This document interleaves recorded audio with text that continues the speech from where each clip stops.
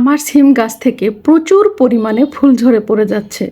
একেবারেই মনটা খারাপ হচ্ছে। মনে হচ্ছে আমি যে খাবারগুলো দিচ্ছি এগুলো সব পুষ্টি বৃষ্টিতে ধুয়ে পড়ে যাচ্ছে। আসলে সিম গাছের ফুল ঝরে যাওয়ার বেশ কিছু কারণ থাকে। বৃষ্টি, অতিরিক্ত পানি, পোকামাকড়, পুষ্টির ঘাটতি ইত্যাদি। এখন আমি মাথায় কিছু আসছিল না, তাই কিছু শুকনো পেঁয়াজের খোসা দিয়ে এখানে ঢেকে দিচ্ছি। এখন এই খোসার উপকারিতায় সব কাজ হবে না, তবে এই খোসা থেকে যে উপকারিতা হবে সেটা বলছি। খোসার সামান্য পটাশিয়াম, সালফার, ক্যালসিয়াম থাকে যা গাছের ফল ধরে রাখতে সাহায্য করবে। পোকা দমন করবে, খোসার গন্ধে কিছু পোকার আক্রমণ কমতে পারে।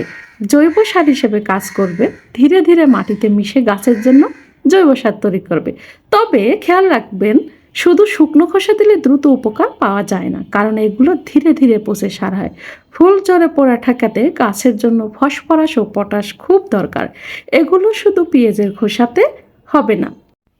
এই জন্য খোসা ব্যবহার করতে চাইলে ভিজিয়ে পানি দিয়ে তৈরি করে তারপর দিতে হবে। কিন্তু এখন তো প্রচুর বৃষ্টি, কিভাবে ভিজাবো? গাছের গোড়ায় ভিজিয়ে দিতে হয়। তো এখন তো বৃষ্টিতে ভিজে যাবে। সাথে কাঠের ছাই এখানে আমি আগে দিয়ে দিয়েছিলাম। অল্প ফসফেট সার, হাড়ের গুঁড়ো ব্যবহার করলে ফুল ঝরা কমে যায়।